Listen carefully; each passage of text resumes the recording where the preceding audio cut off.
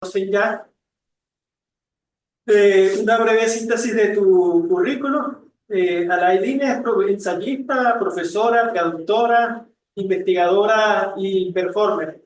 Doctora en literatura española e hispanoamericana por la Universidad de Sao Paulo en 1997 y postdoctorada en la Universidad de Granada en el 2009. Trabajó como profesora de lengua portuguesa en las escuelas públicas de Sao Paulo, en la región sur, Campo Limpo, durante 15 años y se jubiló en la Universidad Federal de Santa Catarina en el año 2013. Hoy actúa como profesora visitante titular en la Universidad Estadual del Oeste de Paraná, Unioeste, Cascabel. Vive en Sao Paulo y participa en el proyecto de Campo Limpo a Sintético, Poesía Semiseria 2017-2018, en los espacios de convivencia cultural. En Campo Limpo, supervisora docente de disertaciones en la UNILA, la Universidad Nacional de la Integración Latinoamericana, y en la tesis en la Universidad Federal de Santa Catarina, creo que es UFC. Sí, tengo trabajo también aquí, pero unas cosas muy rápidas y muy pequeñas, ¿no?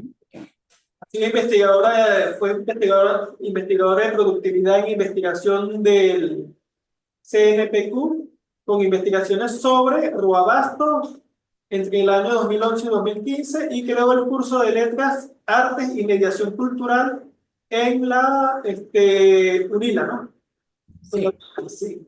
Universidad Federal de Integración Latinoamericana, que queda en Foz de Iguazú. O Iguazú. sea, sí, soy un poco nómada, pero de cualquier manera estoy en São Paulo y bueno, Cascavel es algo que estoy ya terminando, ¿no? Estoy con la última persona que trabaja en el posgrado, en doctorado, que es Isabela, que va a terminar ahora en junio, y ahora entonces empiezo a revisitar a Federal de Santa Catarina.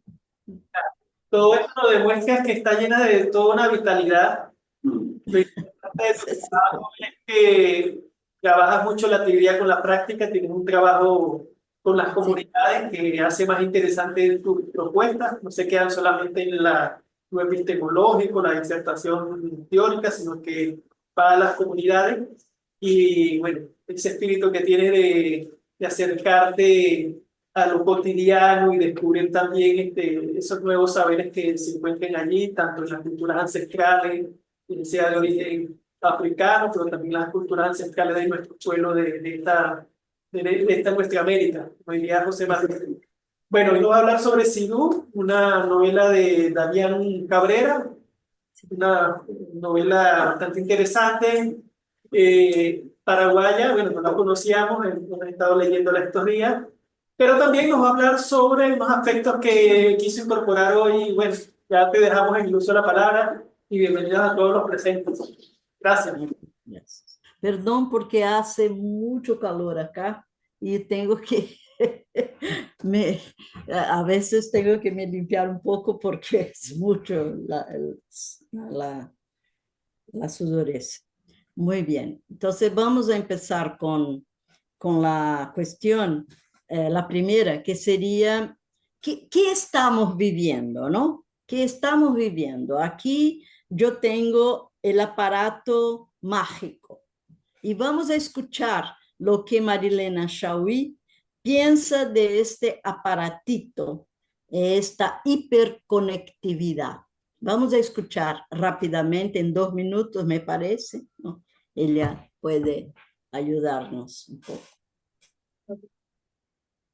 Esse objeto aqui, que faz com que eu acredite que eu sou livre quando eu aperto isso ou aquilo, esse objeto é um objeto de servidão. Por quê? Em primeiro lugar, ele anula a relação vivida que nós temos com o espaço. Porque o espaço é isso que está aqui nessa tela. Então é um mundo sem espaço, porque tudo se dá aqui. É também um mundo sem o tempo, porque tudo acontece agora. Então você tem um estreitamento da sua experiência. A experiência do corpo como participante do mundo espacial, de percepção e de sentimentos, você não tem mais. mais. Você está descorporizado aqui. Também você não tem a experiência plena do tempo. Do antes, do depois, do agora, do futuro, do passado. Tudo é agora. Essa redução do tempo e do espaço, a ilusão da sua autonomia, quando você está em estado de completa dependência, completa insegurança e, portanto, de completa servidão. Está surgindo uma nova subjetividade produzida por esse mundo digital. Primeiro, uma subjetividade narcisista, ou seja, existir é ser visto. Se você não é visto, você não existe. Ser visto é a primeira marca do narcisismo. Só que, como você depende para ser visto do olhar do outro e você não tem o controle sobre o olhar do outro, você ininterruptamente, e como Freud dizia, o narcisismo é inseparável da depressão. Então, você tem uma subjetividade nova, que é narcisista, depressiva e que depende desesperadamente do olhar alheio. E por isso ela depende do influencer, do coach. Ela depende desses olhares todos que garantem que ela existe. Quando ela não tem esses olhares de garantia, externos de garantia para si própria,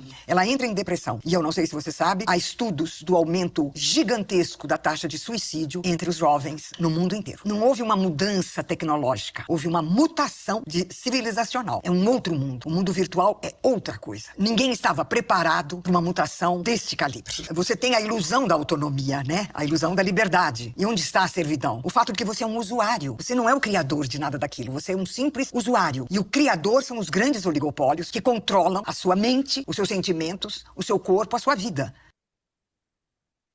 Bueno, entonces es algo, es un fragmento que nos permite repensar lo que pasa con el control que tenemos a partir del uso de la virtualidad.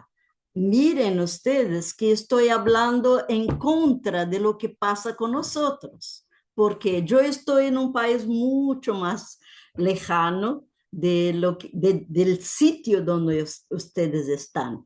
Y estamos usando la tecnología a nuestro favor, ¿no? Al favor de la maestría en literatura. De cualquier forma, eso es punto pacífico, que la tecnología bien usada, ella promueve las relaciones. Lo que no podemos es dejar de pensar qué están pasando las nuevas generaciones con el uso, no, muchas veces sin mucho control del aparato. Entonces, lo que esta vigilancia de la filósofa dice justamente es la idea de que hay que pensar de forma a vigilar lo que estamos viviendo, como ella explica, un mundo donde el espacio está en el aparato. Por eso sería un espacio atópico, ¿no? Atopía. Y sin tiempo, acrónico. O sea, es algo que muchas veces si observamos a la gente más joven, nada es más importante que su relación con este aparato. Entonces, este problema va generando otras subjetividades. Y es eso lo que ella de alguna forma trae de muy lejos con Guattari, con... perdón. Hablando del aparato y el aparato me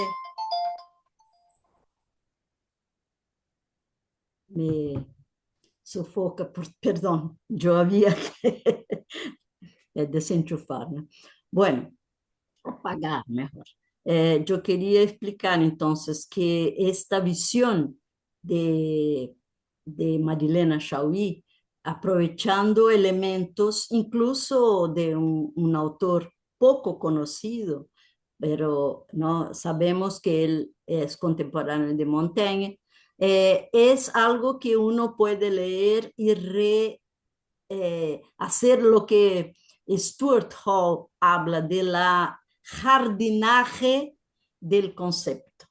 Hay que hacerlo, o sea, no simplemente tomar un un estudio que fue hecho en el siglo XVII y traer para acá y aplicarlo. Pero pensar, ¿por qué nos ayudaría a imaginar lo que ocurre en esta servidumbre voluntaria? Nadie está diciendo que ustedes deben utilizar, ¿no?, este aparatito, pero la cotidianidad nos enseña más, ¿no? Más por la actuación de los padres, por la actuación de la gente en relación a esto. Pero claro que hay otras formas de utilizar el, la hiperconectividad. Lo que tenemos es que saber cómo controlar para que esto no cambie totalmente la subjetividad de las nuevas generaciones. Yo no voy a detenerme en Marilena Chaui o en la servidumbre voluntaria, pero quiero aprovechar este elemento de vigilancia, que es lo que las humanidades hacen en relación a la vida, en relación a lo que estamos viviendo entre humanos y no humanos, entre humanos y el río, la montaña, y eso que nos hace formar parte de un cosmos, ¿no? Es muy importante observar estas cuestiones porque estas cuestiones nos llevan a pensar en culturas que no están atreladas digamos, reunidas como una masa o como un ganado que va todo junto para algún sitio que no sabemos dónde está. O sea, hay un futuro, estamos viviendo un presente y hay que pensar, ¿no?, de alguna manera con senso crítico de lo que nos lleva a la humanidad al futuro. Por eso, ni todos van a poder ir en autobús a Marte. Estamos aquí y vamos a seguir aquí. Entonces hay que pensar, ¿no?, que ¿dónde está ese futuro? Por eso nos invita algunos autores importantes del campo de la filosofía de la ciencia, como Bruno Latour, a algunos intelectuales indígenas como Ayrton Krenak o David Kopenawa, ¿no? Otros intelectuales, por ejemplo, en Brasil, ahora tenemos a Ayrton Krenak en la Academia Brasileña de Letras.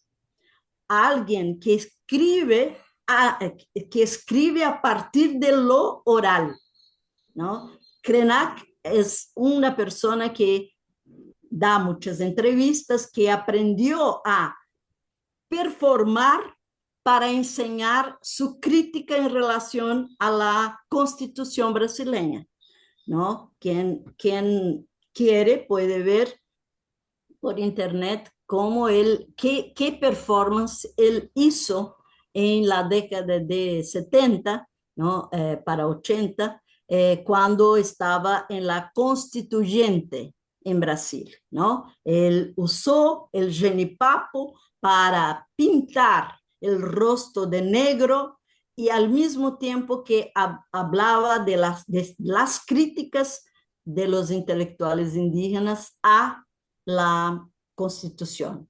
Y por eso mismo tuvimos una transformación en la manera de ver a los indígenas a partir de esa performance. Eso está en internet, es posible mirar y observar la fuerza que había en su discurso, porque él tenía un traje, ¿no? Digamos, un traje elegante, un traje con corbata, con abrigo, todo muy arregladito, pero también utilizaba su pintura ¿no? Y esa pintura era la pintura de la crítica.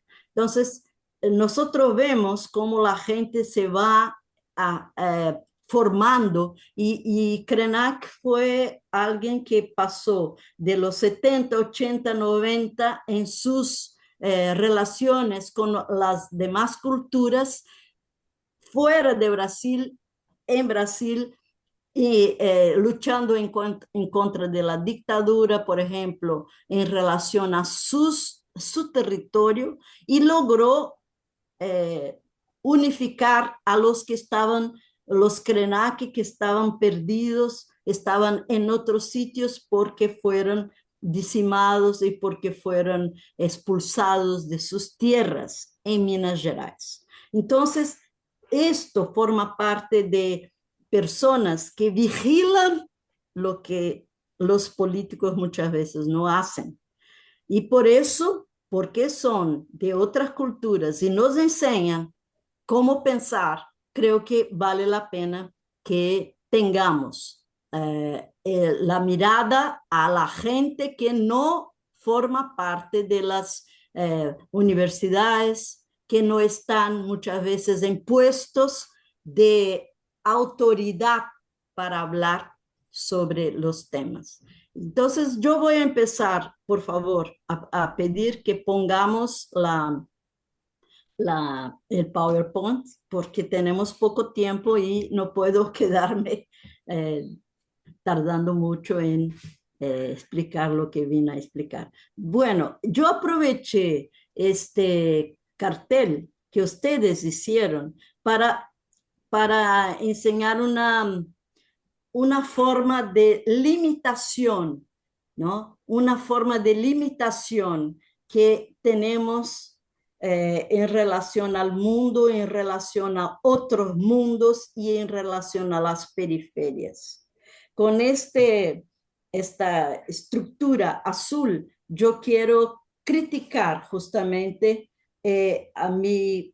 la contemporaneidad, ¿no? O sea, tenemos que pensar fuera de un marco estructural. Es importante hacer que las universidades, que los cursos como este de maestría, estudien aquello que necesitamos pensar, que son las periferias. ¿Y qué son las periferias?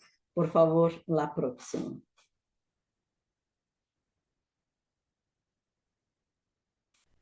Entonces, bueno, empecé por el discurso de la servidumbre voluntaria, que ustedes van a ver en la bibliografía, ¿no? Que es el estudio que tenemos de Marilena Chauí. Claro que aquí, discurso de la servidumbre voluntaria es la obra que ella estudió, ¿no? Del francés Etienne de la Boétie.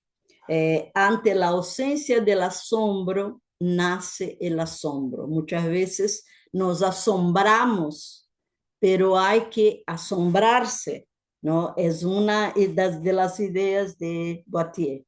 La obra pertenece a la categoría de los panfletos políticos, según mucha gente que ha leído a lo largo de los siglos siguientes, ¿no? A esta obra, piensa, ¿no? Que el texto parece un panfleto político, pero es de inspiración liberal y democrática, porque hay servidumbre voluntaria más que amistad, pregunta Boétie, o por qué existen sociedades a favor del Estado más que sociedades contra el Estado.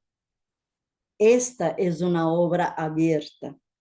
Muchos autores como Pierre Clastres, por ejemplo, aprovecha ideas de Boétie para repensar cómo las culturas en Paraguay, ¿no? Por ejemplo, en Brasil, tienen una otra visión de lo que es el Estado, ¿no? Entonces, él formula la idea de una sociedad contra el Estado. Eso está ya, estoy hablando de Pierre Clastres, que es un etnólogo del siglo XIX, ¿no? Pero vale la pena, hoy es muy estudiado justamente porque fue uno de los primeros dentro del campo de la etnología, que forma parte de un campo más amplio de la antropología, ¿no? Que es como mirar a las culturas que no son las llamadas civilizadas, ¿no? Es muy temprano lo que piensa Clastres y hasta hoy es estudiado, ¿no? Desafortunadamente murió muy joven, ¿no? Pero lo que él deja sobre los guaraníes, sobre los otras culturas brasileñas de la Amazonia, van a ser siempre muy leídas y estudiadas por los demás, por la antropología, ¿no? Del comienzo del siglo XX hasta hoy, ¿no? Entonces, una autoinstitución continuada y reconocería en lo político convertido en su problema nodal. Perdón que junté la palabra, problema nodal, ¿no? De lo político, el lugar en que se sitúa un interrogante inextinguible sobre su ser social. O sea, muchas veces la cuestión del poder, la cuestión de la política convierte, ¿no? Este lugar en que nos situamos en relación a qué es un ser social, ¿no? Es un autor que formula esta pregunta, esa cuestión también en relación a la sociedad que vivió. Hay una crítica de la dominación con la obra y Clastres con el discurso confronta dos sociedades, como ya expliqué, ¿no? A favor del Estado y otra contra el Estado. Una escritura también ¿no? Se piensa que es una escritura al servicio de la libertad. Entonces, este libro es un libro de importancia para hacer un jardinaje de lo que hoy nosotros podemos pensar, ¿no? Puede pasar, entonces, por favor. Entonces, lo que hace Marilena Chaui en ese fragmento que hemos estudiado no, visto, ¿no? Y que ustedes pueden asistir también lo completo, ¿no? En Diario del Centro del Mundo, es una entrevista que ustedes pueden captar un poco más de lo que es la Marilena Chaui. Entonces, lo que parece libertad se vuelve como tiranía. Y eso está hablando en relación a la hiperconectividad. En lugar de hacer volar el pensamiento, hay un control de la imaginación. Es como si fuera prohibido pensar por uno mismo, ¿no? Por sí mismo, por uno mismo. Todo está en el móvil. Ahí tenemos, ¿no? El espacio, el tiempo, la red de amigos, de enemigos, y se vuelve una servidumbre que cuanto menos edad tienen los niños, más les domina. Así se construye una subjetividad dependiente emocionalmente. Ese es el problema de la depresión, ¿no? Parece que todo está en ese aparato y la persona no desarrolla, o sea, los niños y adolescentes no suelen pensar por ellos. Aunque sea algo, una idea fantástica, un dibujo que no tiene nada que ver con su vida, algo que él piensa como los dinosaurios, todo eso que forma parte de la imaginación de un niño, esto es importante para que él crea su propio mundo, ¿no? Y eso está de alguna forma siendo digamos, secundaria en relación a la formación, ¿no? Entonces, lo que parece ser una libertad es una atopía, o sea, falta de espacio, ¿no? Y la acronía, que es la carencia del tiempo, elimina el pasaje del tiempo. perdón, pasaje con doble S, fue un error mío. Esto va restringiendo el intercambio en presencia. Si uno observa el comportamiento de los niños hoy, ¿no? Si no tiene el aparato en las manos, puede estar en contacto con los demás, pero si ya se acostumbró a tener estos jueguitos, ¿no? En el aparato, ya no participa de lo que ocurre en estos momentos intergeneracionales, fundamental para el desarrollo de no solo de su inteligencia, como de su percepción en el mundo, ¿no? En el mundo que no es suyo, en el mundo de los adultos, pero en el mundo de otras generaciones, del abuelo, qué sé yo, ¿no? Pero va enseñando lo peor que es la desterritorialización, esta ausencia, ¿no? ¿Y por qué? Porque ahí en el aparato, ¿no? En el móvil está lo ahora, ¿no? Lo ahora está ahí y lo ahora debería ser la presencia de los demás. Puede pasar, por favor. Entonces, el concepto de periferia no se refiere solamente a espacios. Lo que estoy defendiendo es que a lo geopolítico o a la ocupación del territorio no es solo espacios. Periferia se refiere a cosas, por ejemplo, el móvil, ¿no? A seres, al territorio o a tiempos, a una amplitud. ¿Por qué digo todo eso? Porque es posible pensar que del microcosmo que somos nosotros con nuestros cuerpos, podemos ir ampliando la esfera de nuestros pensamientos, reflexiones a algo mucho más amplio, por ejemplo, a nuestro barrio, además de nuestra casa, nuestro barrio, a la calle, a, a la ciudad, a los estados o a otros países, ¿no? Como estoy haciendo ahora, ¿no? O sea, ampliando la posibilidad de, aunque sea periférica, ¿no? Del hemisferio sur, una mujer de 75 años, es posible que me escuchen en otra parte, o para criticarme, o para, de alguna forma, repensar algunas ideas de lo que hace la humanidad, sino la vigilancia de lo que vivimos.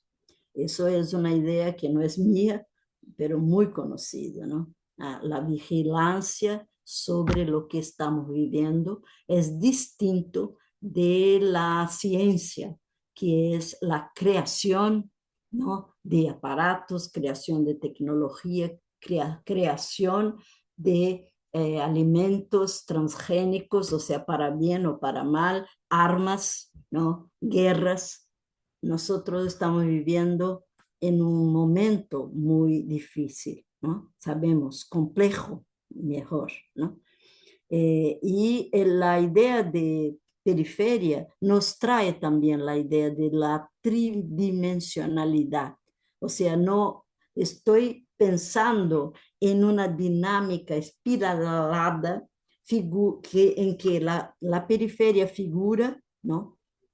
Como una forma de impedir que lo estático del centro suprima lo que es posible pensar fuera de este centro. Hoy, lo que se habla en Brasil de la literatura periférica es casi, yo diría así, lo que fue la vanguardia en el siglo XX, en el comienzo del siglo XX, porque la literatura periférica expone una manera de pensar la literatura a partir del círculo de amistades, del círculo del sarao o el hip hop, o el rap, o otras formas, o el graffiti, que es una forma de decir, mira, la periferia existe y ella debe estar dibujada en la ciudad, porque esto es mi forma de ver lo que no me dejan hacer, ¿no? Explico mejor. Por ejemplo, yo vivo en una ciudad que es una megalópoli como São Paulo. Los aparatos culturales están en barrios del centro. Los aparatos culturales no están en la periferia. Entonces hay una lucha, un movimiento de la juventud para que tengan el derecho a la cultura, para que tengan los aparatos culturales en toda la ciudad de forma, digamos, más democrática. Entonces la democracia va en todos los campos y la literatura periférica es una literatura que se hace hablando, o sea, oral. Claro que la persona puede estar en casa escribiendo su poema para llevar al sarao, pero el sarao es un encuentro presencial que puede ser en una escuela, puede ser en un hospital de niños que están enfermos y que hay un trabajo cultural que se hace ahí para que puedan, además de vivir la vida en un hospital, que pueden estar en un momento de alegría, un momento de reunión entre los niños. Entonces, en la prisión también hay saraos. Entonces, eso fue creado por la gente de la periferia. No, nada extraordinario, no, nada extraordinario, pero cambió mucha gente que estaba en la prisión, mucha gente que estaba en sitios donde normalmente se vive un control mucho más fuerte de lo cotidiano. Bueno, quiero explicar entonces que hay centros que ahí lo fueron habitados por un orden monacal sagrado y hoy en su dinamismo convive con lo sacrílego. Cuando hablamos del centro, por ejemplo en São Paulo, desertificado, hoy se mezclan lo que es periférico con lo que es central y se sobreponen como ocupaciones periféricas. Los edificios que estaban sin nadie porque había alguna preocupación o entonces eran heredados y había un litigio en la forma de cómo conducir las ventas de ese edificio, muchos de ellos fueron ocupados por gente que no tenía dónde vivir. Las ocupaciones periféricas en el centro. Por eso la idea de centro y periferia hoy se intercambian, ¿no? Hay seres que prefieren las calles a los espacios de acogida. No es porque no tienen acogida, algunas sí tienen, pero si son drogaditos, ya no pueden vivir ahí, porque no tienen esa, digamos, entre comillas, facilidad de conseguir lo que necesitan para vivir de la manera que eligieron vivir. No estoy diciendo que eso es una, digamos, facilidad. Estoy diciendo que son seres que piensan que uno no puede simplemente ser llevado a una clínica si no quiere ir a la clínica. Ah, bueno, ¿y qué hacer con ellos? Hay que pensar, porque hay una elección de un tipo de vida que a nosotros no tiene sentido, pero la persona ya no logra, ¿no? Ser independiente de aquello. Entonces, todo eso de las periferias están formando un gran archivo o repertorio de posiciones que son distintas de las que pensamos cuando estamos en la universidad. hay que pensar en ellas. Bueno, siguiendo. Bueno, y vamos a Chiru, que es una novela muy distinta de las normales, en primer lugar, porque utiliza el guaraní, el portugués, el español, el yopará, que es una mezcla entre español y la gente que no sabe, ¿no? Directamente el guaraní muy bien, pero conoce algunas palabras. Y Xirú, de Damián Cabrera Rodríguez. Claro, él no firma Rodríguez, pero está en sus datos, ¿no? Él nació en 1984 y a los 3 años nació en Asunción, pero a los 3 años la familia se traslada a Alto Paraná, que está muy cerca de la frontera con Brasil, en Minguaguazú. El Museo del Barrio es digamos, barrio, ¿no? No, del barro, perdón, es de barro mismo, en Asunción. Es el sitio donde Damián pudo estimularse con las cerámicas, con el arte, ¿no? De ancestrales y también con el arte de los afro-paraguayos, ¿no? Con muchas con estos elementos de del arte paraguayo. Entonces, por eso también es curador, además de profesor. Aquí no se ve la palabra profesor.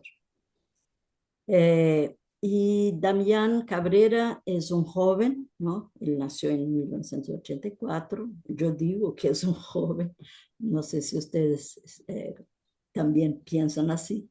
Y forma parte de la generación de los chongos de Roa Bastos. Es importante esa generación porque eso es el título del libro de 9 escritores paraguayos en Buenos Aires. O sea, no es que ellos están ahí, la publicación es argentina. ¿Eh? Los chongos, esta palabra es una palabra bastante compleja porque es polisémica, así como Chiru es una palabra polisémica que quiere decir, puede decir desde amantes de Roa Bastos hasta puxa-saco de Roa Bastos, como decir puxa-saco, lambe-botas de Roa Bastos, como puede ser algo que no tiene nada a ver, ¿no?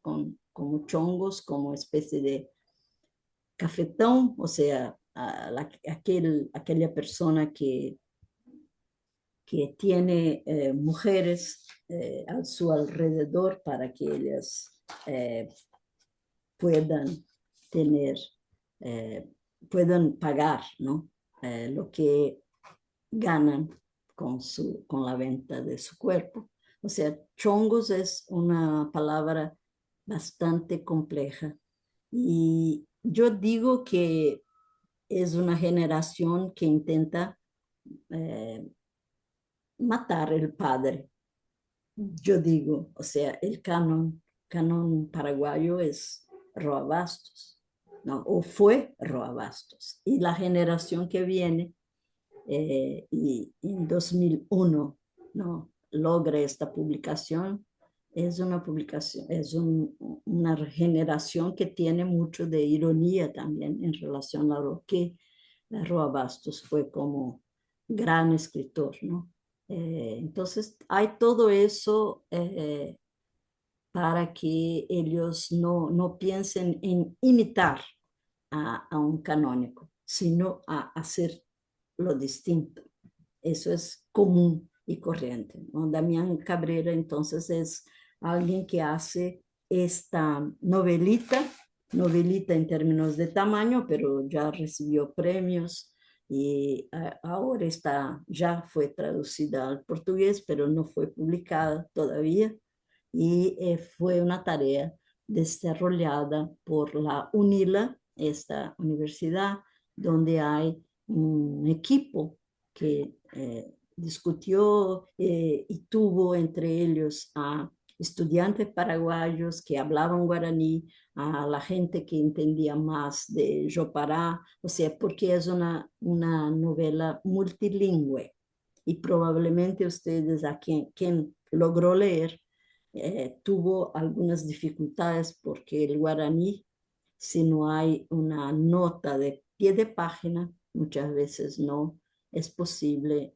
comprender escenas, ¿no? Muy importantes incluso de la novela. Por eso la traducción en portugués tiene estas palabras en guaraní muchas veces en nota de pie de página. Hubo una gran discusión entre el equipo y decidieron que para que la gente entendiera, no sería importante colocar o dejar el guaraní de cualquier forma abajo.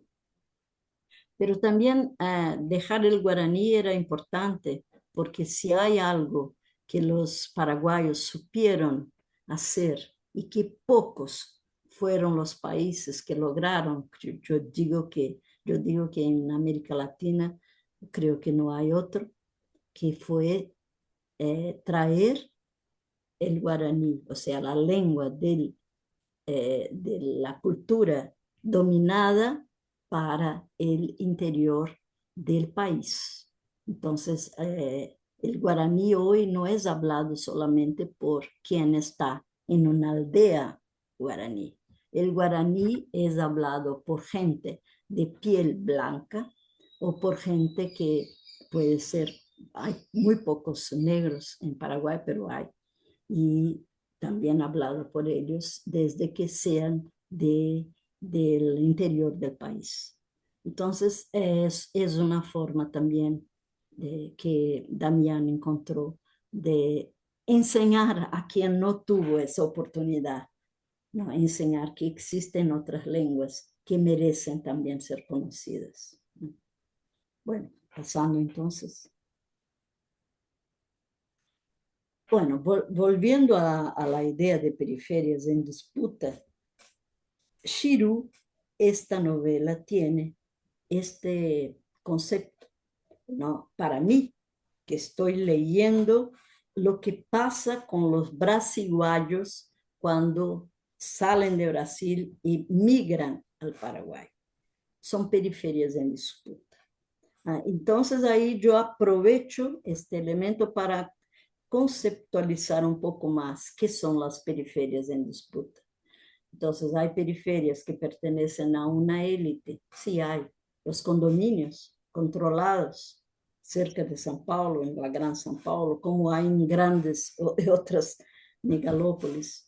Hay territorios quilombolas donde las muertes son constantes, en Bahía, por ejemplo, siguen constantes. Hay periferias disputadas en el territorio rural en busca de la riqueza visible y de los bienes invisibles, los minerios, sean o no territorios que se usurpan a los indígenas, por ejemplo, o a los ribeirinhos, a gente que vive, ¿no? Muy pobre, y hay estas, de repente, especuladores, ¿no? De la superficie o de la profundidad. En la periferia urbana de la megalópoli, lo que pasa con los rascacielos de la zona oeste de São Paulo, dependiendo del alcalde, ¿no? Y ahora nosotros tenemos un alcalde muy problemático. Nosotros vivimos también la periferia urbana, Butantán, Previdencia, estos sitios que forman parte de la zona oeste, pero periférica de São Paulo, van viviendo un poco este cambio por los rascacielos, ¿no? O sea, la especulación inmobiliaria. En la periferia del norte brasileño, el agronegocio, ¿no? El negocio que disputa áreas a territorios indígenas que esperan por las demarcaciones, son periferias en disputa. Y en estas periferias en disputa hay literatura, sí hay literatura. Shiru es un ejemplo. Bueno, ¿y qué pasa con esa novela? Son 33 capítulos heterogéneos, perdón el circunflejo, no, heterogéneos sería un otro acento. 33 capítulos muy distintos, porque hay capítulos que son relatos en prosa, se cuenta una historita, una historia, una pequeña historia, o hay poemas que son también parte de esos capítulos, o también reflexiones. Si uno ve la portada, ustedes están viendo ahí, no sé si están coloridas, ellas son la portada de Shirú, ¿no? En el original es roja, ¿no? Roja, pero el de color de la tierra. Y hay unos, como si fuera una cerca, ¿no? ¿Cómo se dice? Un alambrado, ¿no? Pero hay una de las, digamos, de los palos fuera, está fuera del trazado natural que sería de un alambrado. Entonces, hay pequeños detalles como la portada, que es, es artística, ¿no? Es artística. Ana Ayala hizo el diseño, el dibujo de esa portada. Muy bien. Entonces, es una obra premiada, pero hay que pensar por qué, ¿no? Yo digo que en primer lugar, tiene un género plural, ¿no? Es plurigenérica, o sea que no utiliza solo del relato, ¿no? Pero amplía esto con un poema, muchas veces con una reflexión. El tiempo podría coincidir, el tiempo de la novela, por determinados elementos, podría coincidir con el cambio político del Paraguay, con la elección de Fernando Lugo de 2008 hasta 2012, que no terminó su mandato porque hubo un impeachment, ¿no? Un golpe, y hubo, de alguna forma, el principio fue una gran alegría, ¿no? Para la gente que de alguna forma estaba cansada de la hegemonía del Partido Colorado por 60 años, pero hay un impacto en ese intento de cambio democrático, ¿no?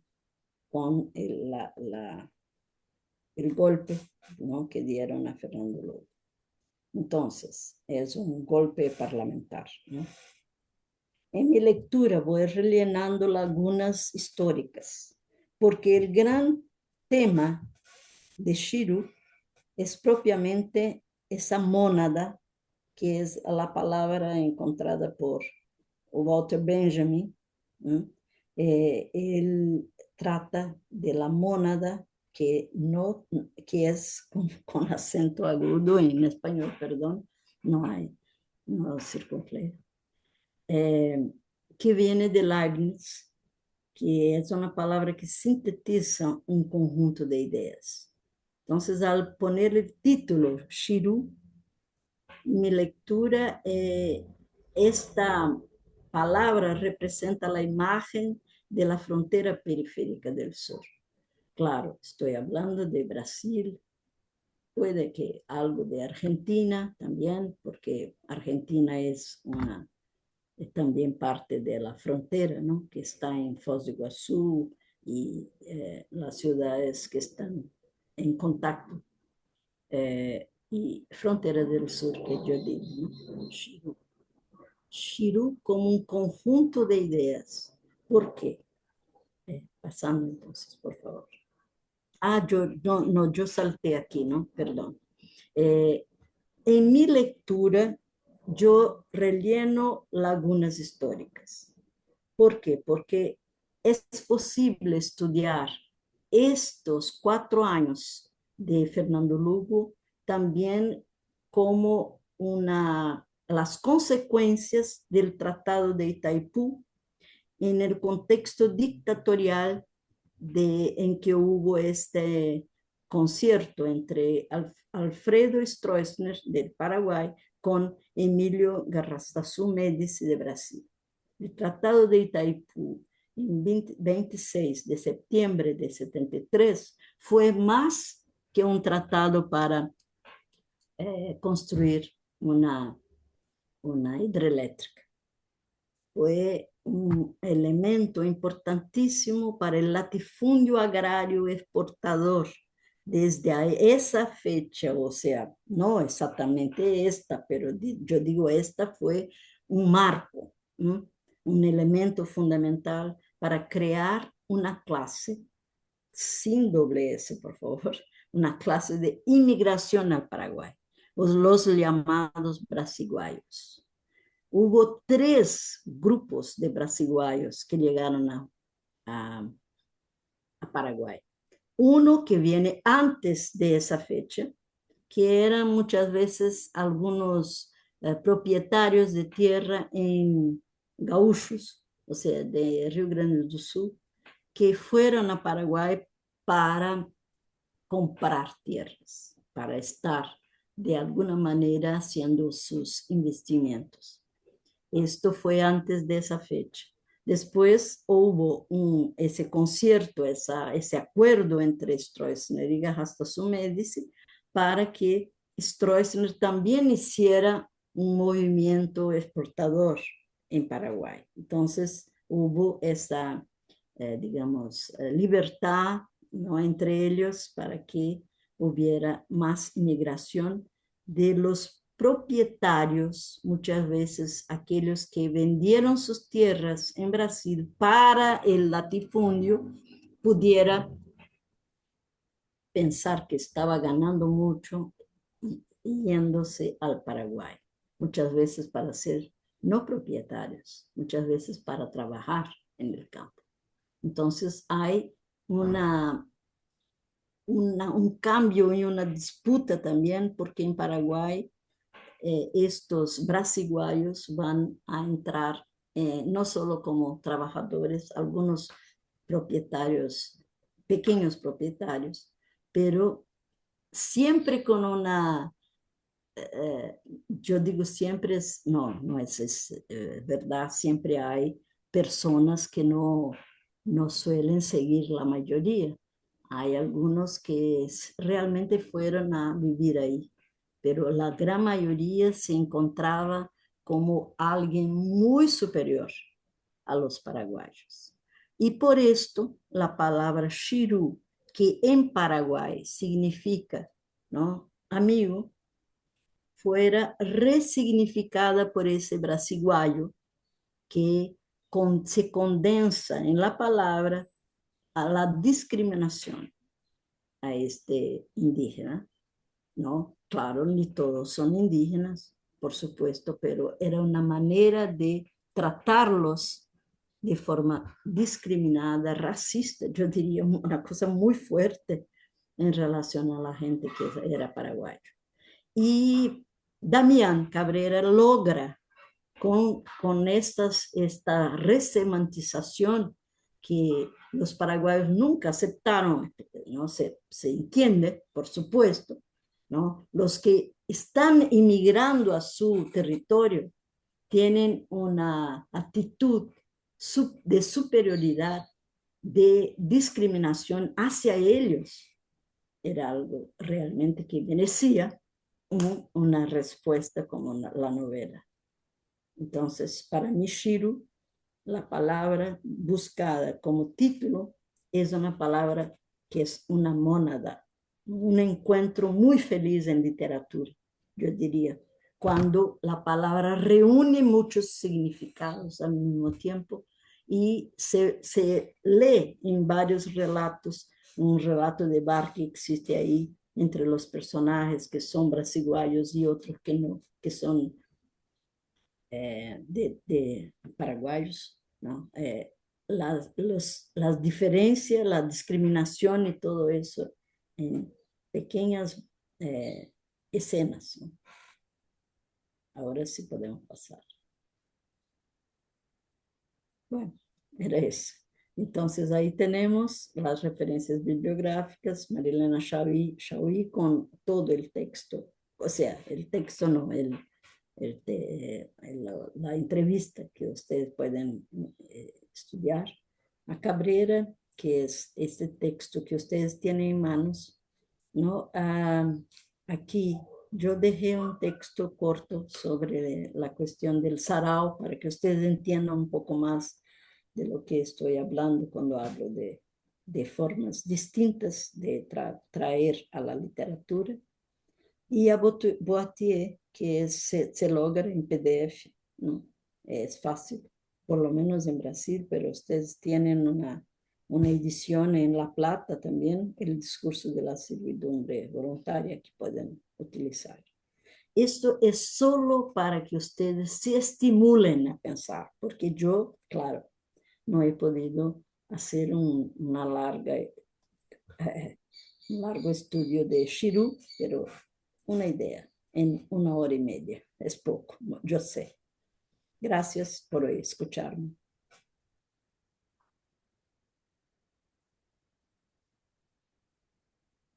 Gracias, Alay. Vamos a abrir el derecho de palabra para los estudiantes y las personas que nos acompañan vía Zoom. Sí, ustedes pueden preguntarme algo, no sé qué pasa, no sé si leyeron a Shiru porque fue muy poco tiempo, entonces por eso no traté mucho de explicar, ¿no? Estoy abierta a cuestiones si hay. Por acá.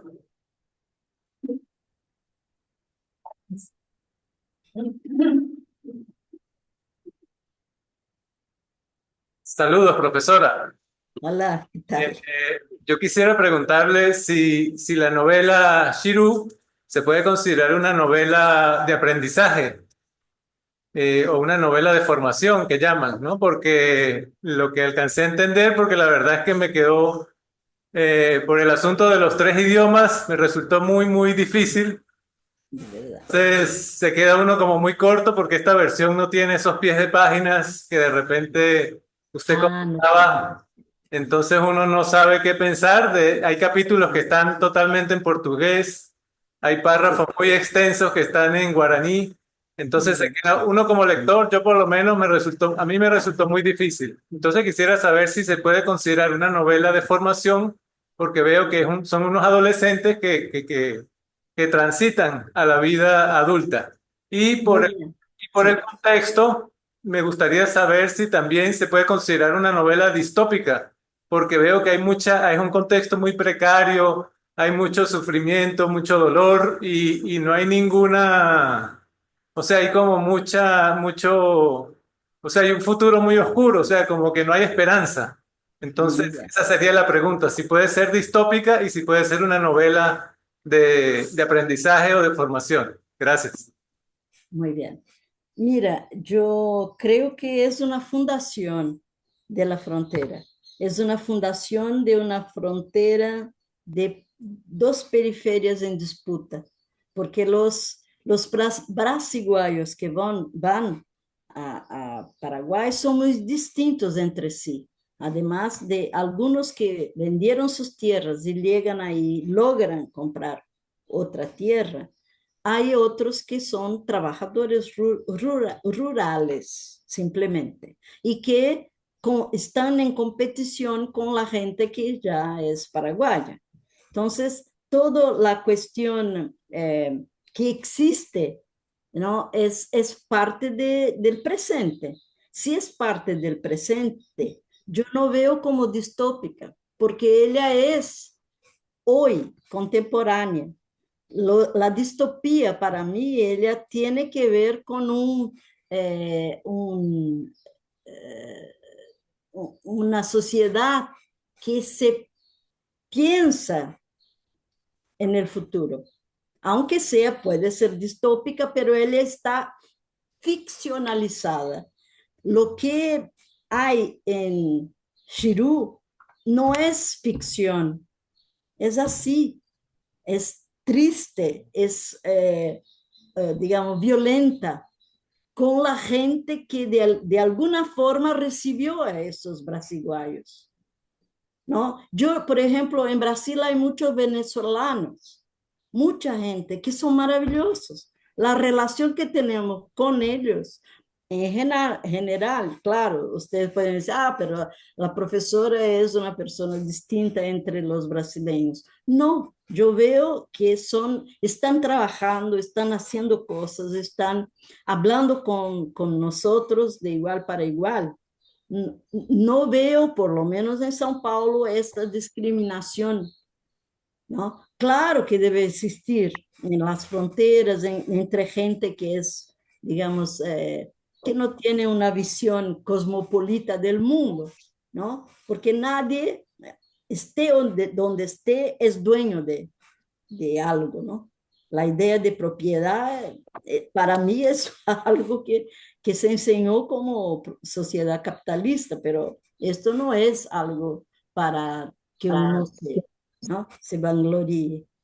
Bueno, perdón, no sé si hay Itzapet Pérez, no sé si contesté a Osvaldo, Orlando. Osvaldo. Osvaldo. Ah, Ovaldo. No sé si contesté porque hablé muy rápido y quizá no haya dicho lo que él quería escuchar.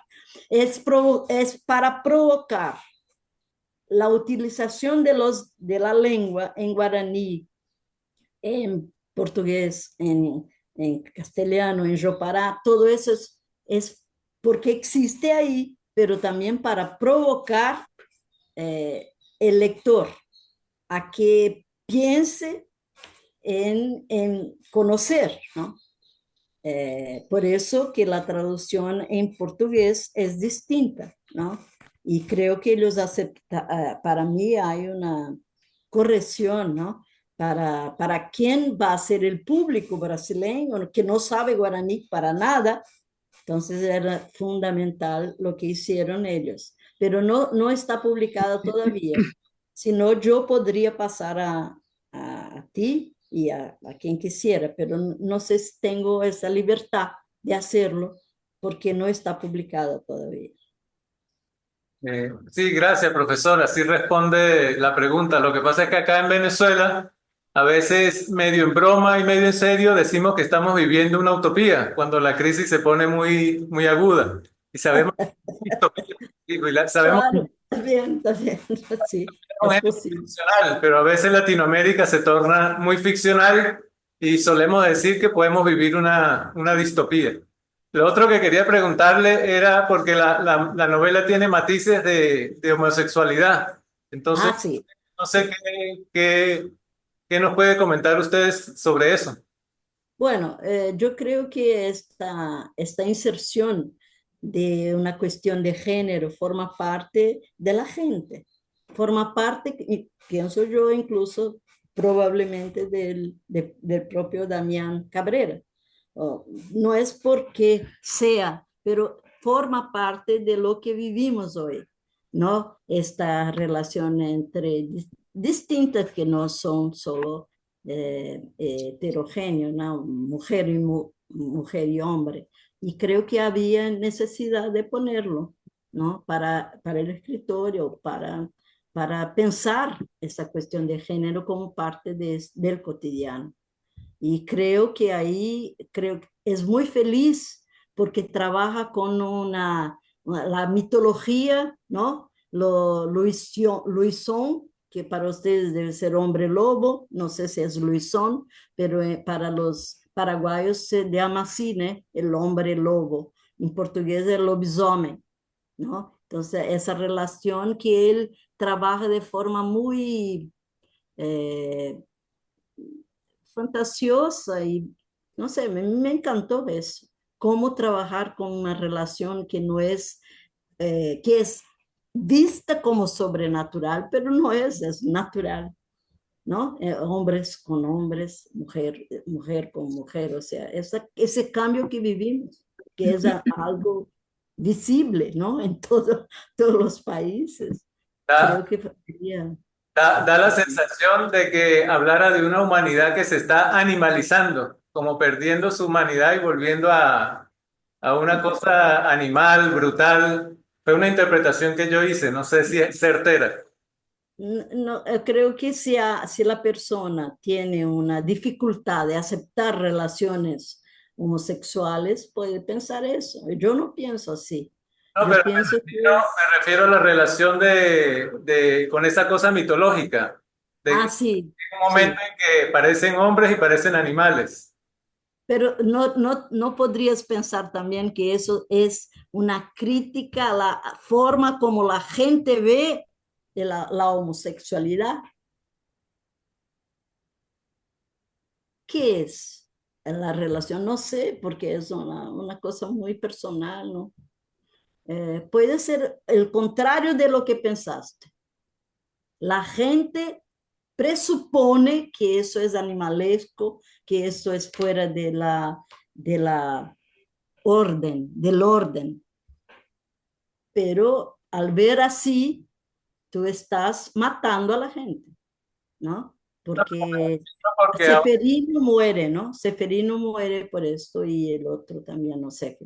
porque ahora se habla mucho de esto de las transespecies y de las personas que quieren ser animales y esa relación con la naturaleza, que veo que en la novela es muy profunda, porque me parece una novela muy bucólica. Hay como un retorno Sí, a la naturaleza.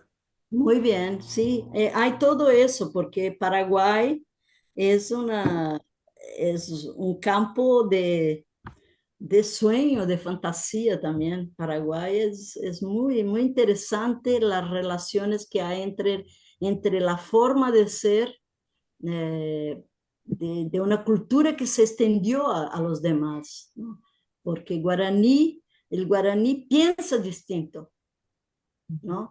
De nosotros, es otra cultura y creo que los paraguayos tienen la felicidad de tener los dos, un poco del español y también la cultura guaraní muy fuerte en sus ideas. Entonces la fantasía que hay es para mí muy inteligente.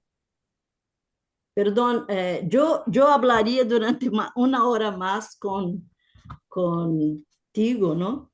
Sobre la cuestión, porque es bastante, eh, puede ser impactante, ¿no? Y creo que hay mucho más para hablar de Shiru. Si quieren, podemos continuar cuando Camilo, ¿no? Me diga, yo puedo estudiar un poco más el texto, mm, tomar una escena, tomar algo más próximo del texto. Gracias. Muy bien.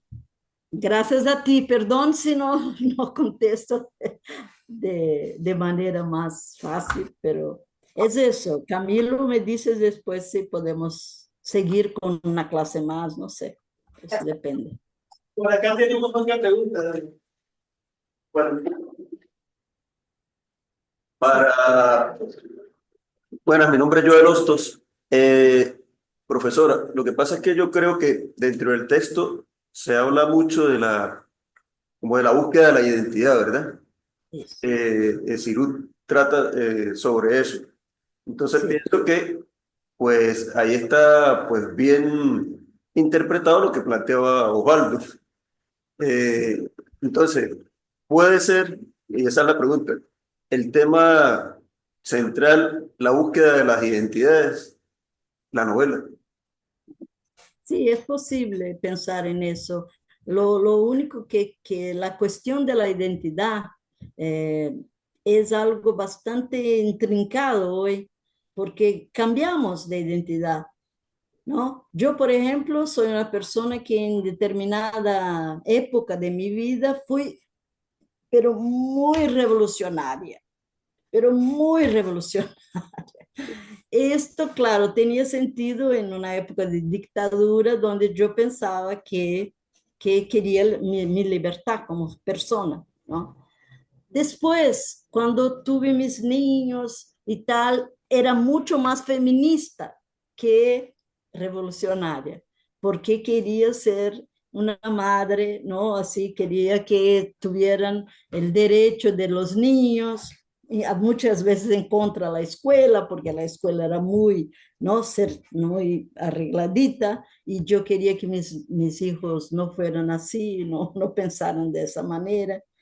Después, ahora, por ejemplo, soy una persona de 75 años y ya no puedo pensar que no tengo las arrugas, que no soy una persona de hacer de botox no, yo quiero ser como soy, ¿no? O sea, soy un poco taimada, como dirías, terca, ¿no? La palabra. Entonces ya no pienso todo eso de las identidades como algo fundamental porque creo que cambiamos. Lo que puede ser en un determinado momento ya no es otro. Entonces la identidad hoy se critica también. ¿Eh? Pensar solamente en las identidades, porque al mismo tiempo que hay el derecho de cada uno de ser lo que es, también hay el derecho de pensar que solo las identidades no reúnen muchas veces a la gente, aparta, separa. Entonces hay todo un juego que hay que pensar en esos términos de identidad. Stuart Hall es uno de los estudiosos de eso, ¿no? Pero hay otros muy importantes, ¿no? Que critican un poco esta discusión. El identitarismo también. Se entiende, pero hay que tener una cierta, no ser arrogante, ¿no? En eso, porque cambiamos. Tengo una pregunta, disculpe. Sí. No, por favor. Sí. Quiero preguntas. No, me llama la atención en la literatura de la periferia y tengo como tres preguntas, ¿no? Muy bien. Sería literatura de la periferia, desde la periferia o hacia la periferia. Esa es mi primera pregunta, ¿no? Sí. Es la Eh, primera. Ah, perdón. ajá, perdón. Obras escritas por escritores desde afuera de la periferia o que viven en esas periferias, ¿no? Sí, ¿Y cuándo se le considera una obra literaria? Porque me llama mucho la atención esto, ¿no? sí. Bueno, una obra literaria es literaria si algún lector presupone que sea literaria. No solamente porque el autor piensa que es, pero si él logra llegar a algún lector. Yo digo lo mismo con el poeta. Solo decir que yo soy una poeta no significa que sea. Pero si yo escribo un poema y por lo menos este poema llegó a otra persona como poema, o sea, dijo algo, o sea, hubo una relación eh, de quien lee un poema y se emociona o qué sé yo, o piensa en algo que no había pensado antes, ahí sí, creo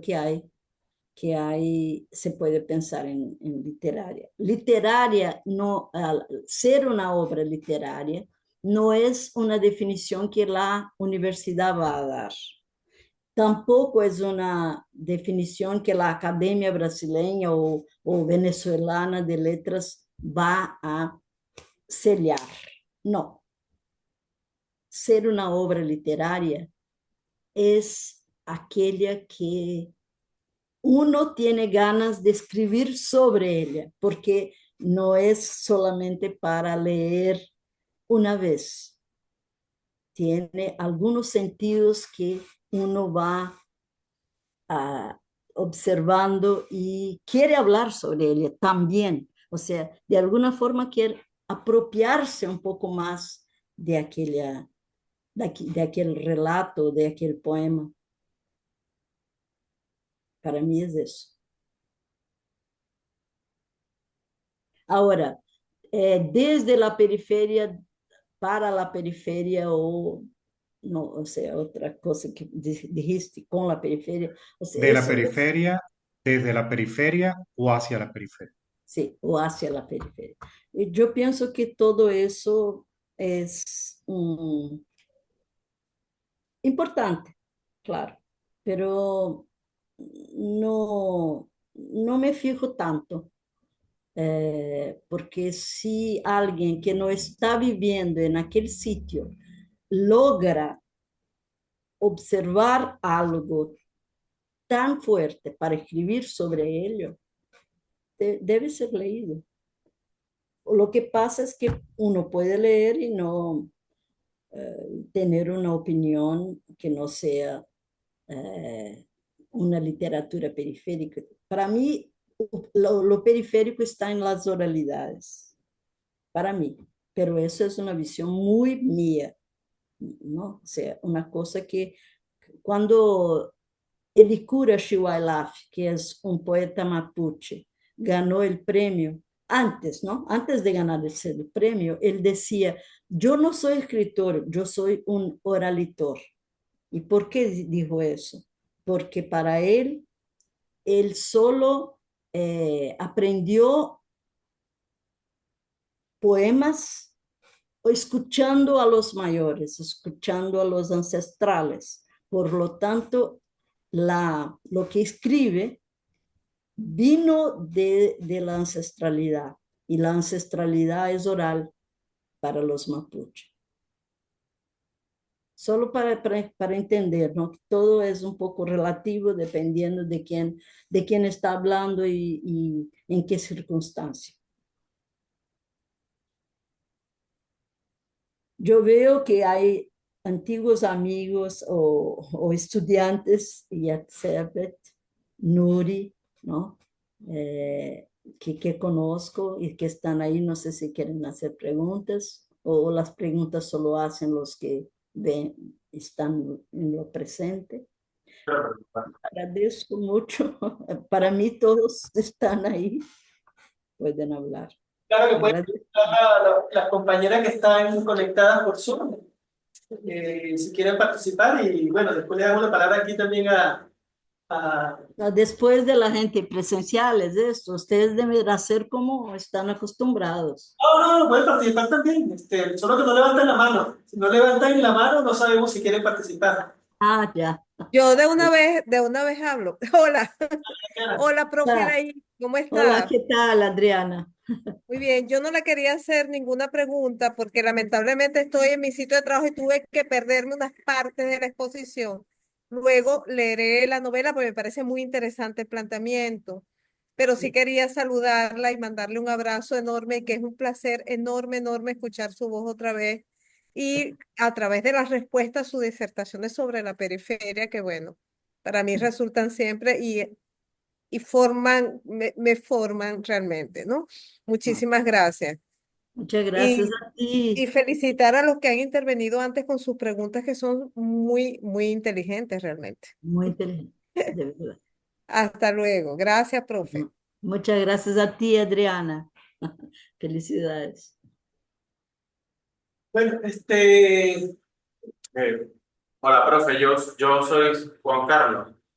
Le quería preguntar, bueno, pensando un poco en la introducción de la exposición y en lo que comentan los compañeros y lo que se ha dicho ahorita, en la práctica, ¿cuál es la estrategia, ¿sí? Con el tema de los idiomas, la discusión, toda esta cuestión.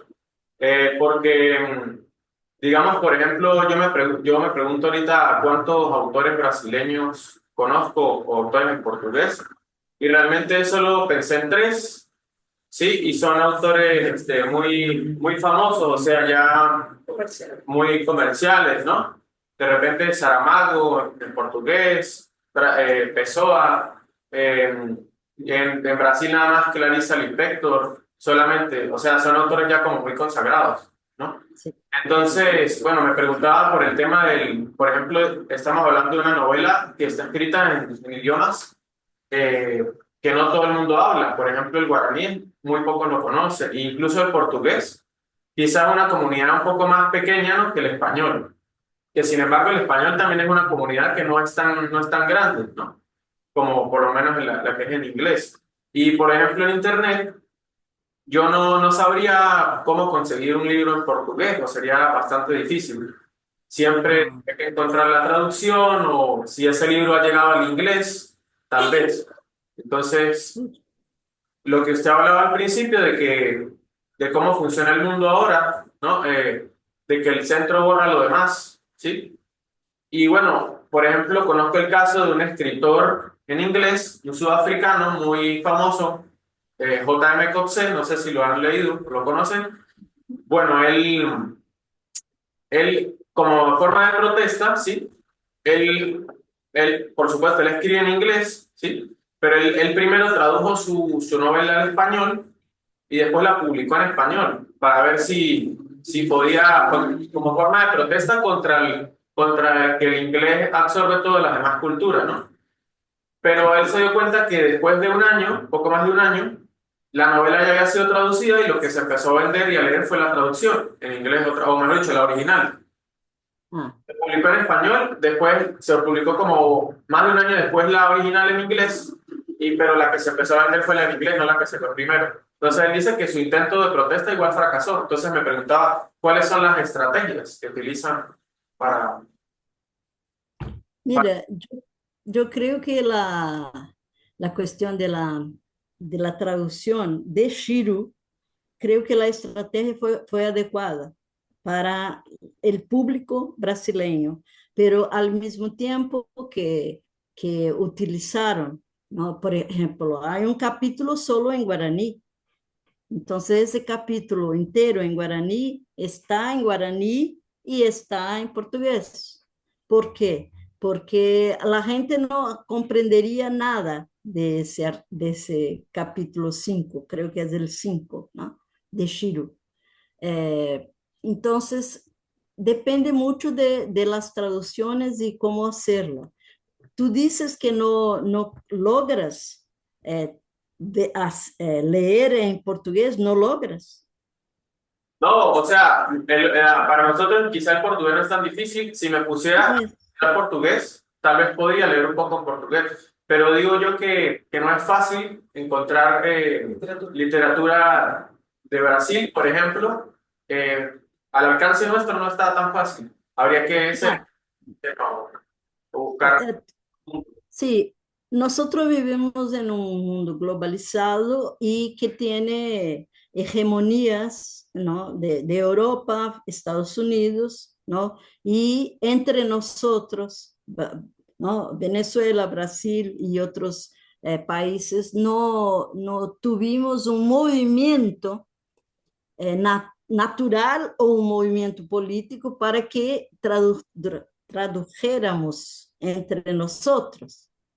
Ese movimiento existe con la propuesta del sur-sur, ¿no? De buscar, digamos, traducir lo que no se logra normalmente. O sea, traductores que empiezan a hacer un movimiento para traducirse a los africanos para el portugués y los para también el opuesto, ¿no? Roa Bastos, cuando iba a ir a un congreso en Brasil, escribió una carta a nosotros, no pudo por una cuestión de enfermedad, pero escribió una carta diciendo, ustedes que son de la Asociación Brasileña de Hispanistas, deben empezar por una cuestión política a leernos y no solamente a leer, pero traducir a portugués los escritores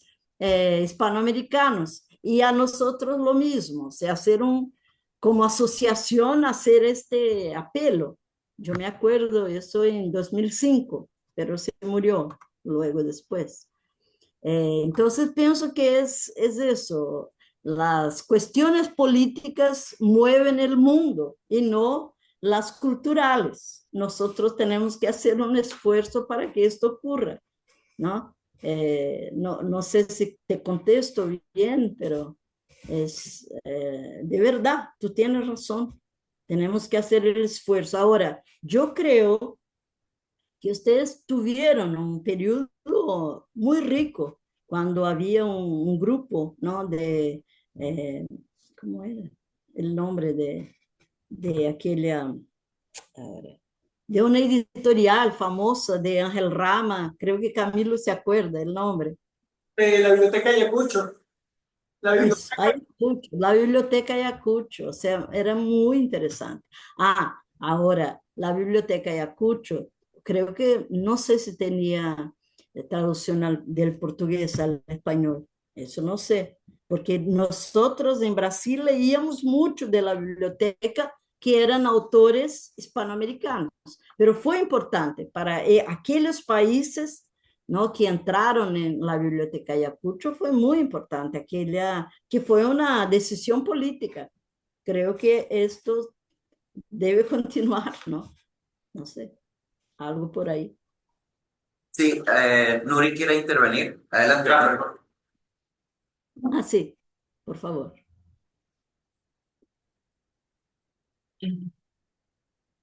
Sí, por Dori, Dori, ¿puedes participar? ¿quién es? Es que no tiene conectado el micrófono. Lo tiene activado. Nuri, que Ah, activar el micrófono, ah, sí, es que no. Nuri, ¿no? Sí, Estoy tratando de activar el micrófono. ya tienes el micrófono activado, pero no se te oye. Ya tiene activado. Sí, creo que no está logrando. Bueno, ese es un problema. escriba la pregunta. Sí, si quieres escribir la pregunta y yo la leo.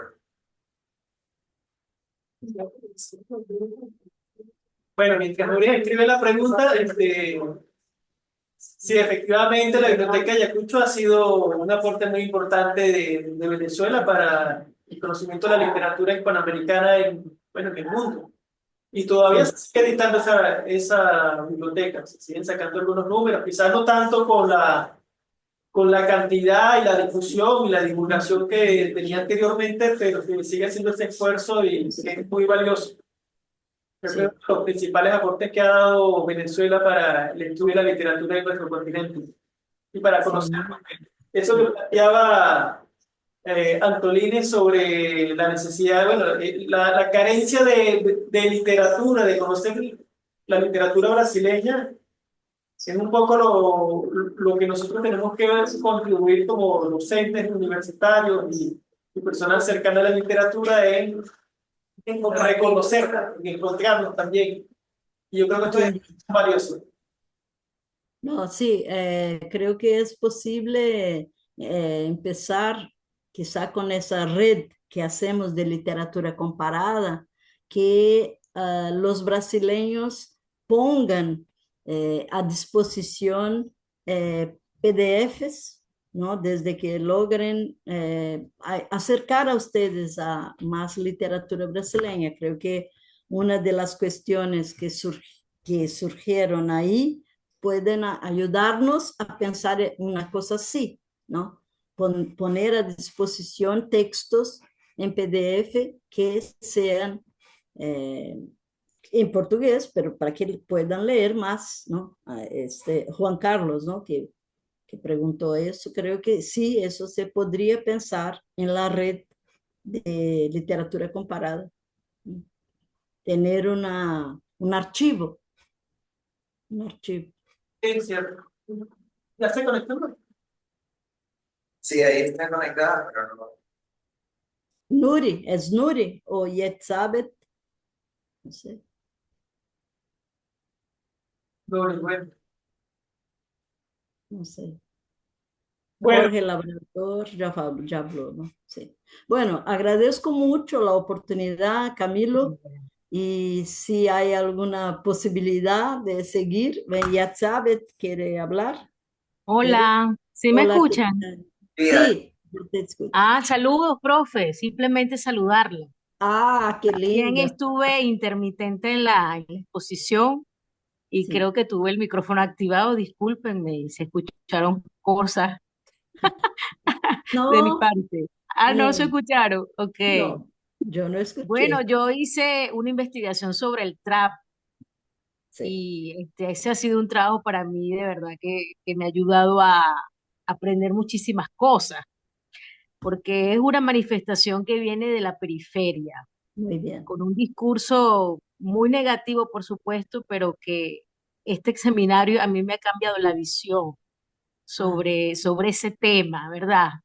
Escribiste muy Porque bien, sí. independientemente de que tengan un discurso, ya sea apología de la drogadicción, la delincuencia, la prostitución es una manifestación de la periferia Muito y bem. que estaba leyendo por allí, en estos momentos posmodernos estamos de crisis del arte o crisis entre comillas, todos los discursos son válidos.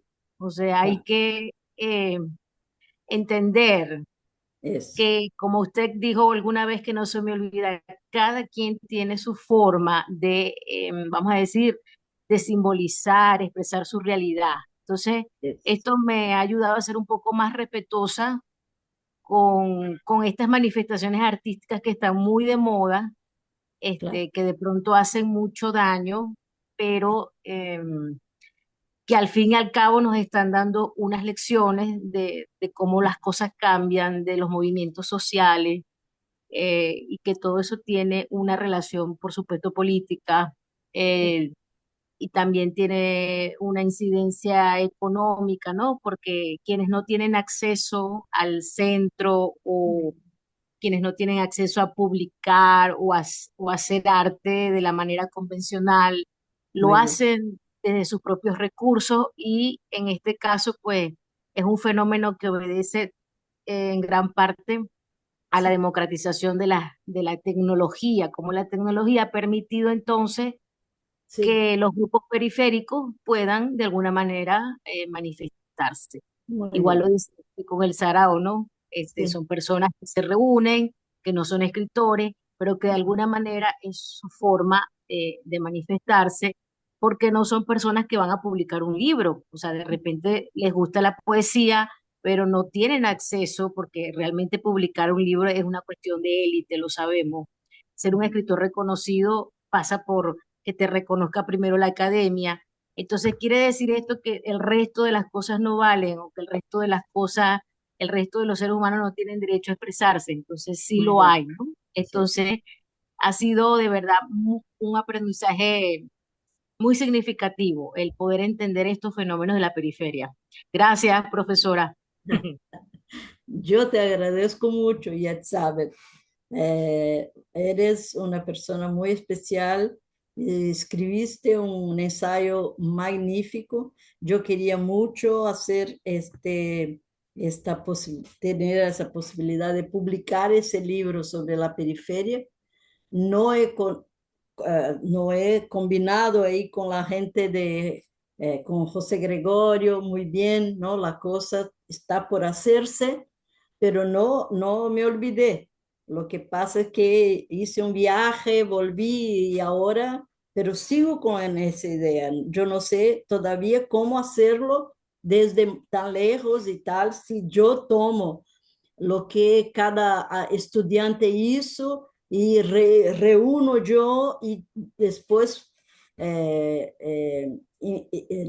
puedo pasar a José Gregorio cómo hacer, cómo se va a proceder para que se publique sí, los ensayos de ustedes. Me gustaría mucho, incluso incluir también los de maestría, si les interesa, ¿no? En esa publicación.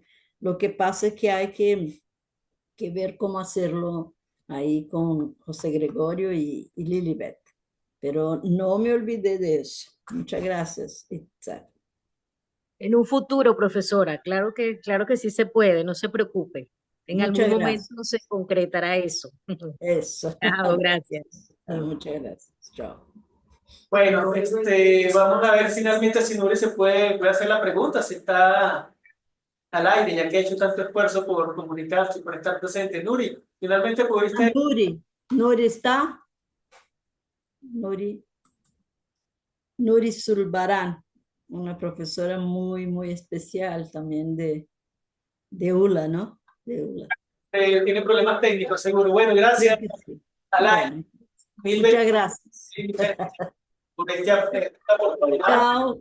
Agradezco a ustedes por escucharme y espero que si quieren hablar alguna cosa más, Camilo les pasará mi email, ¿no? Y estaremos en contacto. Muchas gracias. Gracias.